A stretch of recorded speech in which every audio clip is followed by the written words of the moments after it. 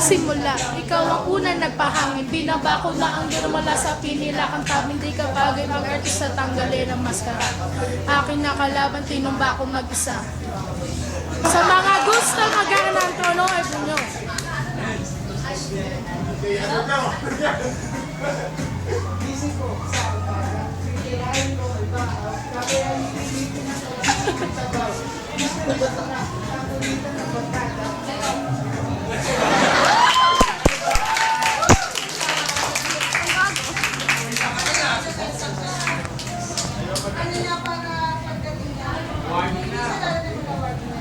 Kakain na! Siyempre, number 1, congratulations sa inyong lahat. Ma'am, thank you po! Alam ko, hindi naman ako dapat yung masalamat. Siyempre, Ma'am, thank you. mga magulang na salamat. Dahil sila ay nandyan sa inyo, ginagabayan. Tama yun, tama yun. Patuloy silang nagtitiis na bigyan kayo ng pamahalaan dyan sa inyo, guiding you, lahat ng ginagawa nyo, hindi nyo lang napapansin, pero siya talaga yung nagsasabi sa inyo, going to the right way. So, kami naman ng mga teachers nyo, not only me as your advisor, but all your teachers are your guidance here in school. Sana naging inspiration kami sa inyo at nakapagbigay kami ng mabubuting advices, aral, not only academically, not only what you have learned in English, in math, para mag-solve kayo, magsalita kayo ng English, or makapag-compose kayo ng mga tula at kung ano-ano pa.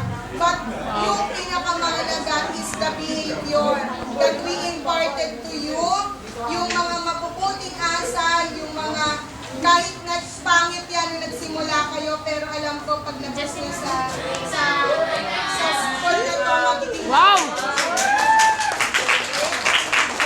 ang dami ng advisor. I love you, ma'am! Hey! And, syempre, yun na nga, marami rin salamat because naging part kayo ng buhay namin. Wow! Syempre, kahit na nagagalit kami parati sa inyo, Every day. pero lahat ng estudyante namin, mahal namin, and gusto namin talaga maging mabuti kayo at mapabuti ang kalalagyan nyo. Hindi ibig sabihin na pinapagalitan kayo, galit kami sa inyo. Hindi ganun dapat ang inisip nyo. Pag pinapagalitan kayo, ibig sabihin nun, gusto namin matuto kayo, gusto namin umunlad kayo. Dahil, sabi nga, di ba, kung saan kayo Iiyak si ma'am. nanggaling, yun ang sisisihin.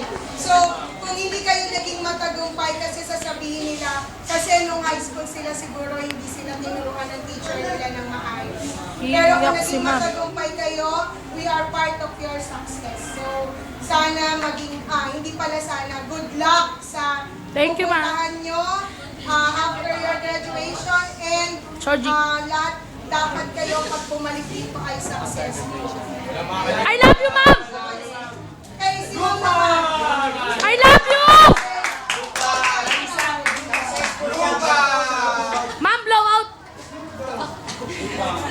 Nagugutom na si Mom sa nakikita niya. Malabo naman yun. Before I make my short Summary.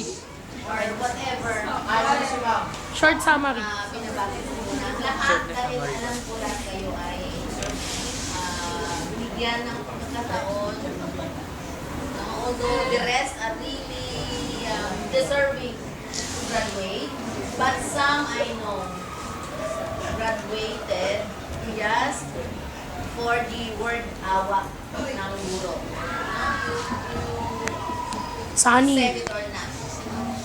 Addition to what Ma'am has said, Ma'am Gizo, tama yun. Nung araw, you find us siguro very masungit or whatever. Now, Linaw. alam niyo yung guro, mas mahigpit, mas masungit ang guro, mas malaki ang concern sa estudyante. Do you understand? Diba yung sungit na walang konsiderasyon kaysa yung masungit because ang gusto namin ay matuwid kayo. Kasi alam niyo kami may mga karanasan na in terms of life. So alam namin na ang isang tao magkaroon lang ng success sa buhay kung mayroon na siyang pinag-aralan. Never na magbago ang buhay niyo, not unless kung sinuwerte kayo talaga, no? Or may talagang talent kayo or skills na napakinabangan niyo. But ordinarily, ang tao maging successful lamang sa buhay niya kapag naging professional. Of course, kaakibat niyan, kung professional na kayo, may maganda na kayong trabaho. Ha? Basta huwag niyong haluan ng bisyo.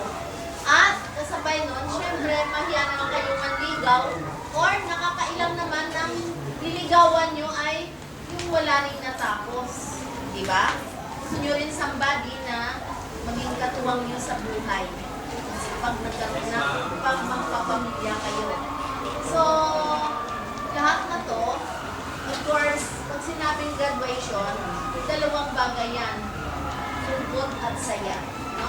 Lungkot because magkakahiwalay na kayo ng iyong mga kaibigan. For 1 or 4 years bonding nyo, syempre meron ng closeness or pinagsamahan. Ganun pa man, that's life. Kaya nga, hindi dapat yung pinahalagahan masyado. Ha? Take note of the term masyado, ang kaibigan. Still, ang number 1 yung pahalagahan ang pamilya. Kasi temporary lang ang kaibigan. Diba? Hindi naman. Because, pupunta na kayo sa ikalawang stage. Huwag niyo sabihin na-graduate na kayo, nakaraos na kayo. No? Kasi papasok kayo sa isang panimula. Pigiling naman na mas mahirap. So, maraming challenges ang buhay. Pero,